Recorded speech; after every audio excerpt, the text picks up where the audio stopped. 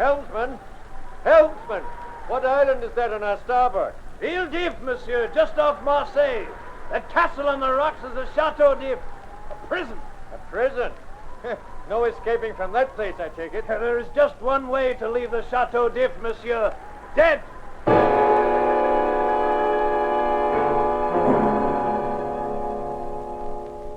The sea is the graveyard of the Chateau d'If. From a passageway high in the prison walls, the dead are thrown to their burial ground. Over and over, the bodies turn, down and down, until they plunge beneath the thundering waves. I know this to be true. For I, Edmond Dantes, on a night in February 1831, I, Edmond Dantes, was hurled from the walls of the Chateau d'If.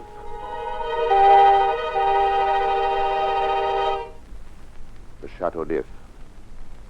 In Marseille, where I was born, it was spoken of in whispers.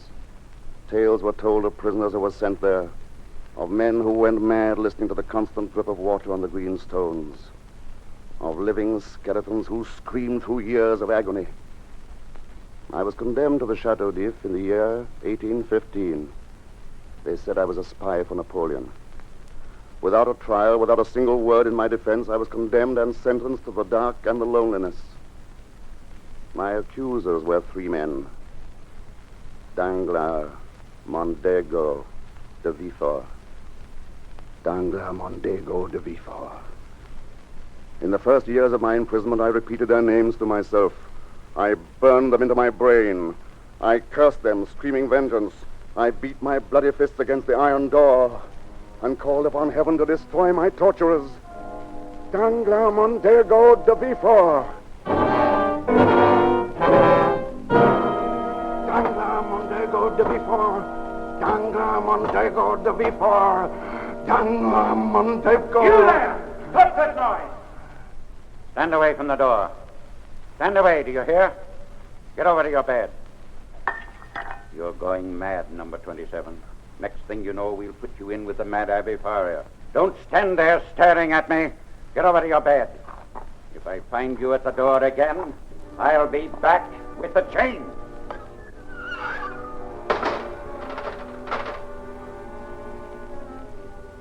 How many years I lived like that, I did not know. I'd lost all track of time. But I knew that day by day my brain was rotting in my skull and I was going mad. I began to hear things, scraping and scratching against the walls of my cell. For days I held my hands over my ears to blot out the sound, until at last I realized that behind the east wall of the dungeon, someone was digging in the solid rock. I went suddenly wild with hope. I pressed my ear to the wall, and with my earthen jug, I knocked 3 times against the stones. The digging stopped. Then, after an eternity, my knock was answered. I began to dig. I broke my jug against the floor and scraped madly with the sharp edge. I worked without sleep, without food, until at last the rock fell away from the wall. On my knees, I peered into the opening. I stared into the blazing eyes, the thin, gray, matted face of the mad Abbe Faria. Who are you, my son? I am Edmond Dantes, a French seaman. Oh, it is good to see a human face again, to clasp a man's hand. How long have you been here, my son? I do not know. I was condemned in February 1815. 1815. 9 years. I have lost track of the years. I know only morning and night. Your name, monsieur? They call me the mad Abbe Faria. Whatever men do not understand is madness. You have been here how long? Almost 14 years. For the last 7, I've been digging a tunnel from my cell. The tunnel was to have led to the south wall of the prison. I find it leads only to another dungeon. A slight miscalculation in my plans. 7 years you have been digging. Oh, but it was worth it. And we can start again. We'll work together, and this time without error. You bring me hope. Hope, yes. and hard work. Let us see now. That door leads to the corridor. Behind the far wall, there must be another cell. But the west wall there, what lies beyond that? I do not know. And have you never tried to find out? Never. Have you wasted all these years, my son? Yes, your cell is bare. An animal lives this way, not a man. What would you have me do? I would have you dig. I would have you think. Prepare yourself for the day when you will escape. And I have spent 9 years in beating my hands against the walls. You have much to learn, my son. There is much that I can teach you. And there is time.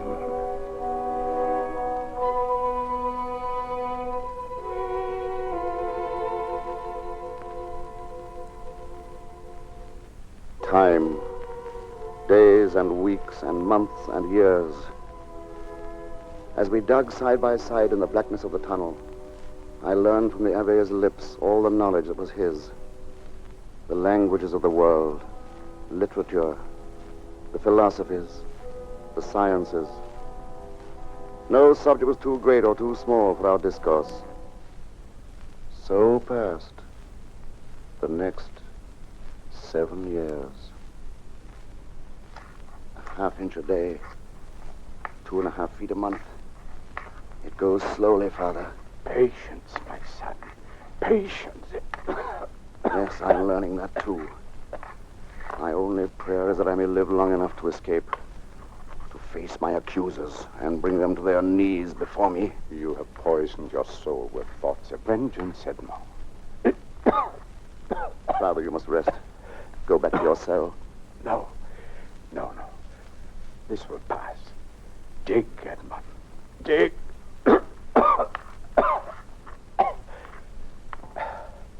Edmond. Yes, Father.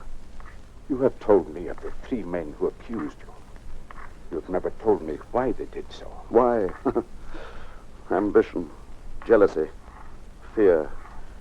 Danglars was the ambitious one. He sailed with me on the Pharaoh out of Marseille. During the voyage, the captain died. I was appointed to take over command. I knew then that Danglars hated me. The captain on his deathbed had ordered me to stop at the island of Elba. Elba? To bring a message to Napoleon. To receive one from him.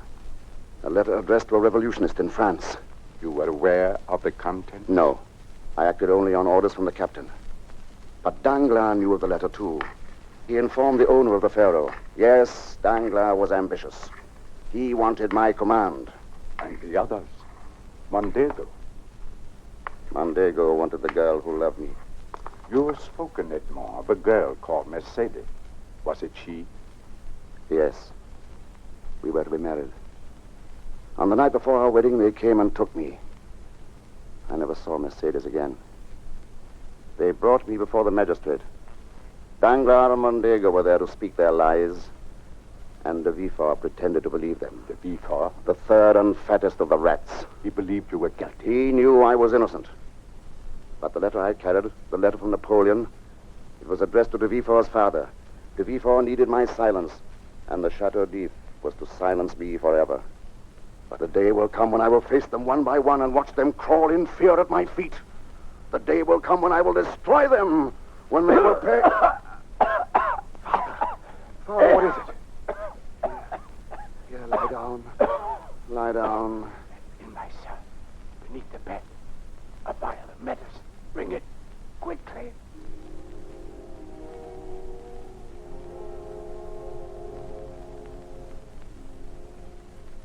The old Abbe was dying. Another attack would meet in the end. That night I sat beside his bed, and as the sun rose, he began to talk quietly. At first, his words were meaningless, the wanderings of a fever-tortured brain. Then, at last, his thoughts came clearly. Over and over, I heard the word, treasure.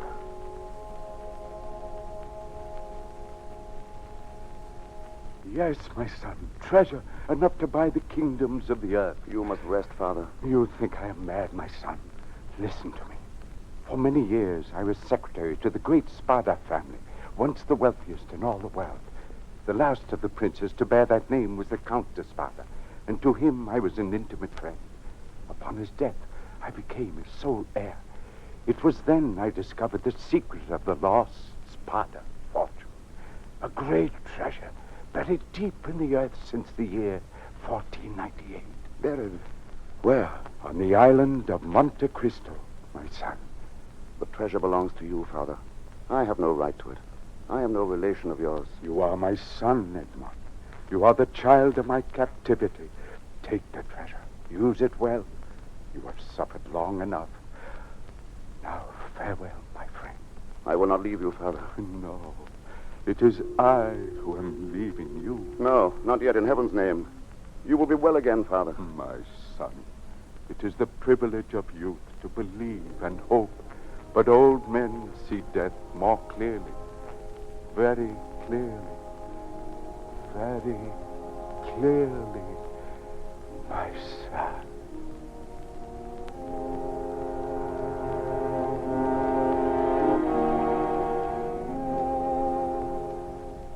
The good Abbe Faria died in my arms. I crept from his cell and lay hiding in the tunnel. In the morning, the guards came. They wrapped the body of the Abbe in a shroud and departed from the cell.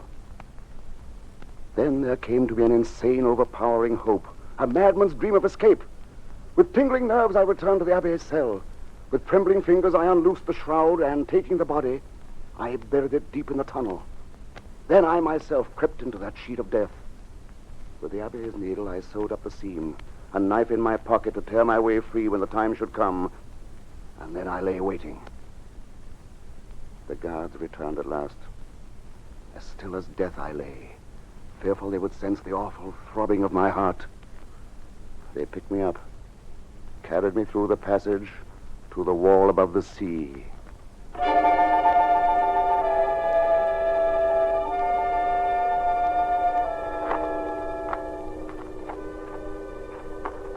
It's heavy for an old man. They say every year adds an extra pound to the bone. Well, the weight tied to his feet doesn't help. It will help him to sink, I imagine. Yeah, we'll have to be careful. The last one hit the rocks at the foot of the cliff. Well, here's the end of the passage. Easy now. Are you ready? Swing him out as far as you can. Ready? Now then. 1, 2, 3.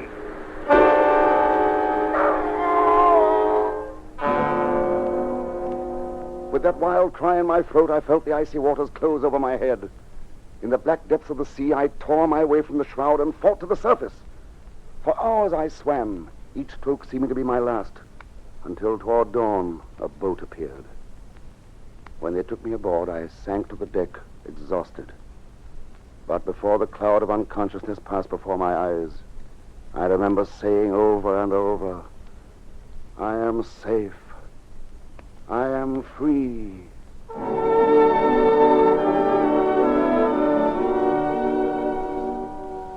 A month later, I outfitted a boat of my own and set sail for the Isle of Monte Cristo.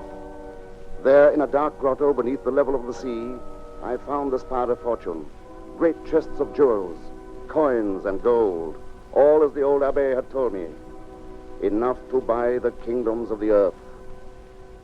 It was then that I returned to Marseille, known to the world as the Count of Monte Cristo. Danglars, Montego, de Villefort, I had not forgotten them. One by one, I traced them. Through my secret agents, I learned every detail of their existence. I have the information you wish, Your Excellency. Go on, Jacopo. What have you found? The man Danglars is now known as the Baron Danglars.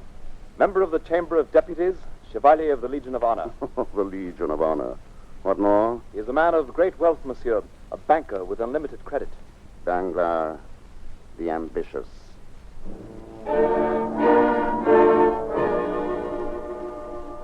Monsieur de Villefort was once a magistrate in Marseille. He held this office... Yes, Bertucci, I know. Get on with the report. There is some evidence never made public of political corruption. Monsieur de Villefort now holds the position of King's Attorney. King's Attorney. De Villefort the Just. And in 1832, Your Excellency, we find Fernand Mondego a soldier in the French army. He engaged in the Greek War of Independence in the service of the Greek leader Ali Pasha. Ali Pasha was killed, leaving his entire fortune to Mondego. He returned to France a general, later received the title of Comte de Mondego. Is that all, Caderousse? Mondego's closest associates are the Baron Danglars and Monsieur de Villefort. His son is often at Danglars' home to His call son? Mondego is married, then? Yes, Your Excellency. In the year 1817, he was married in Marseille to one Mercedes de Rosas. Mercedes. Caderousse, the time has come for the Count of Monte Cristo to appear in Paris. I want you to arrange a meeting with these men at the home of the Count de Mondego.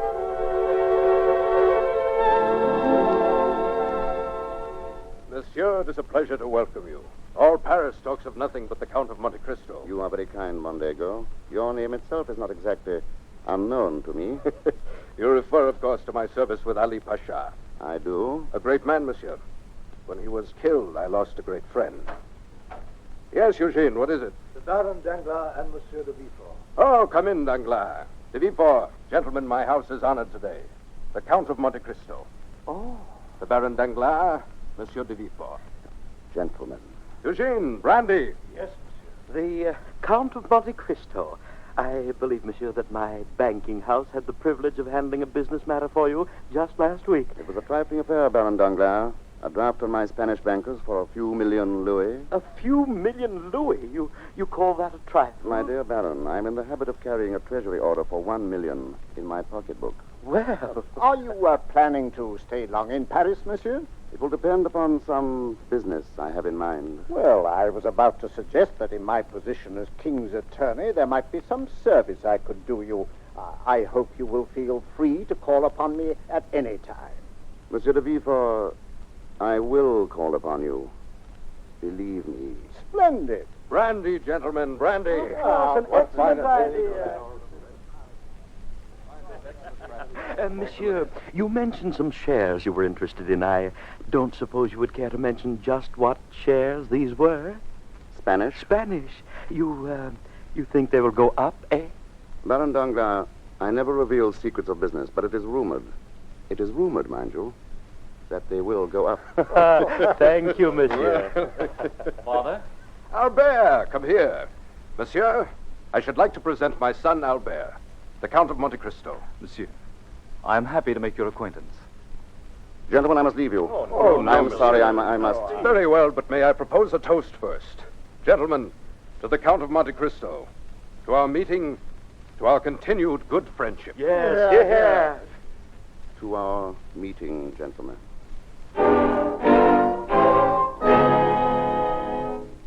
The boy Albert showed me to the door. As we passed through the entrance hall, I saw Mercedes. She was arranging flowers near the window. She turned and came toward me, smiling, the vase still in her hand. She was not the Mercedes I once knew. The sunlight was gone from her eyes. She was pale and drawn. Mother, we have a guest. Yes, Albert? May I present the Count of Monte Cristo? The Count of Monte Cristo. We are happy, monsieur, to welcome... Mother, are you ill? No, it was very clumsy of me. I'm sorry. I am sorry, too, madame. The flowers were quite lovely.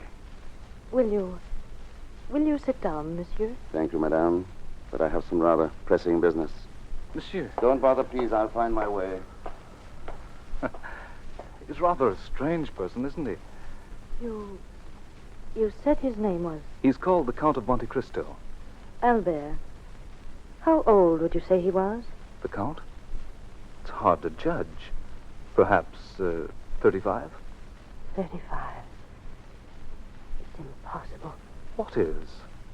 What are you thinking of, Mother? I'm thinking of a man who is dead.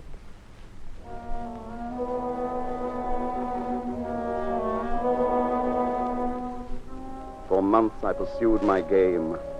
I dined and wined with them, smiled at their poor jokes. And then, like a hawk with talons outstretched, I soared downward to the prey.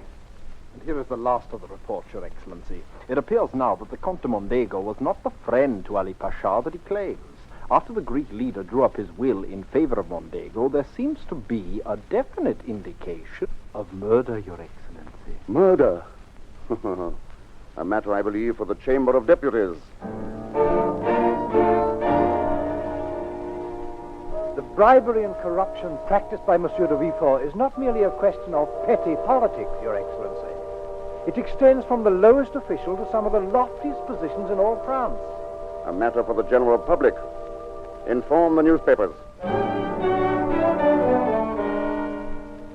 At last, Your Excellency, the Baron Danglars is in the habit of, shall we say, borrowing funds to finance his speculations. He is at present heavily in debt. All of his possessions are invested and waiting on the rise of Spanish shares. A matter for my Spanish bankers. Tell them to sell.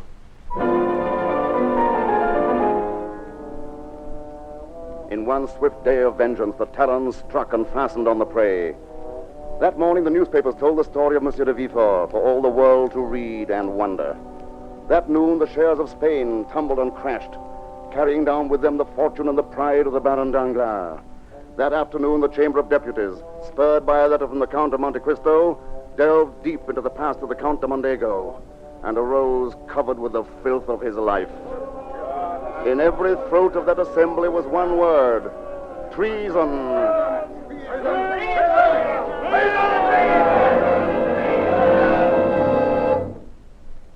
That night they came to my house. Danglars, Mondego, de Villefort. In rage, they faced me. I demand you. Gentlemen, please, I cannot listen to you in chorus. Baron Danglars, you have some complaint? The Spanish shares. Every franc I have in the world, I bought them on your advice. My advice? You said they would go up. I said it was rumored they would go up.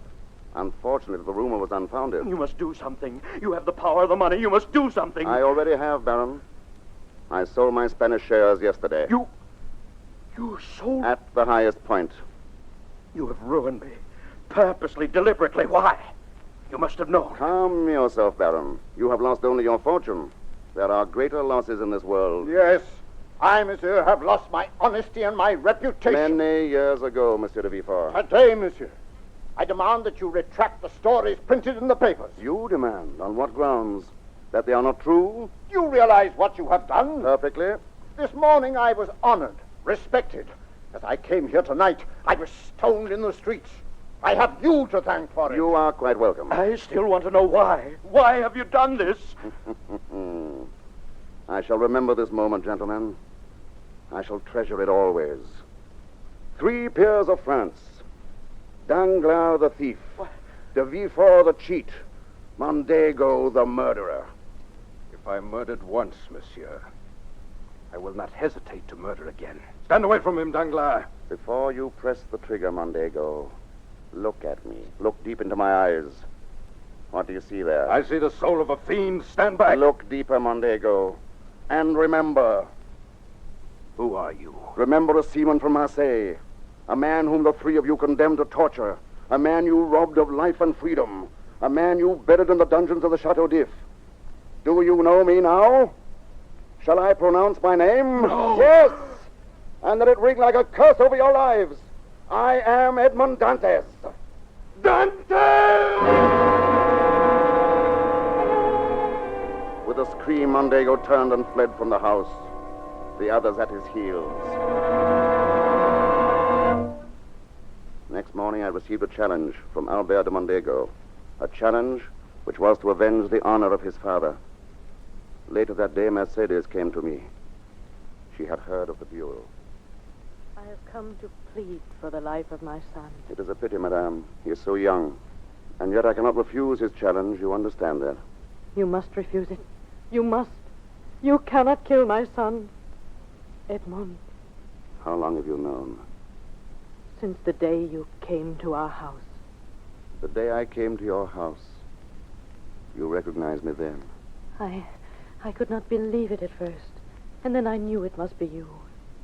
Oh, Edmond, I do not come to you as the Countess de Mondego. I come as Mercedes to plead with you, to beg of you. I have but one thing left in my life, Edmond, my son. Please don't take him from me. Mercedes. You have been unhappy. You have had your revenge, Edmond. Do not revenge yourself on me. Your son will live, Mercedes. You have my promise. Edmond. Let me go! No, monsieur, you cannot go in there! Albert, what is it? You must come home at once as father. He shot himself. He's dead. Dead? Mondego. At last report, Your Excellency, the Baron Danglars was fleeing from Paris. Our agent on the Calais road reports seeing him at an inn near Beauvais. His hair has turned white. Danglars. The closing chapter, Your Excellency. On the basis of latest reports from his personal physician, it is established that Monsieur de Villefort has been confined to his quarters since yesterday. It is whispered, Your Excellency, that the King's attorney has gone quite mad. De Villefort.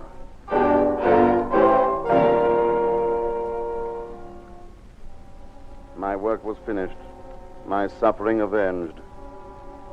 I left France that night.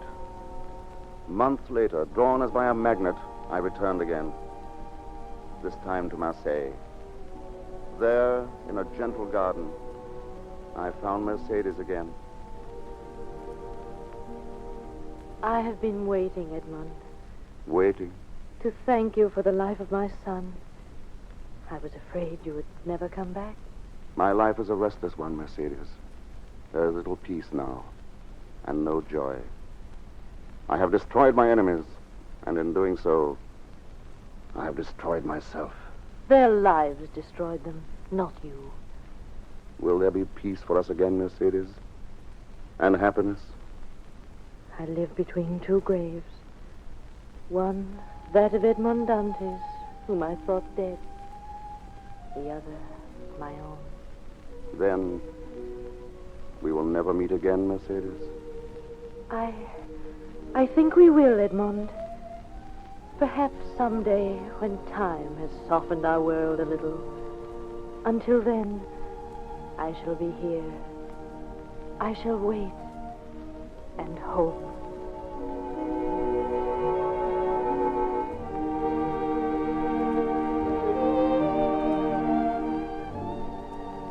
That day will come. It must come. Hate and revenge are passing things. And those who have known the deepest grief can best experience the greatest joy. Until that day, I too take comfort in those simple words. Wait and hope. Wait and hope.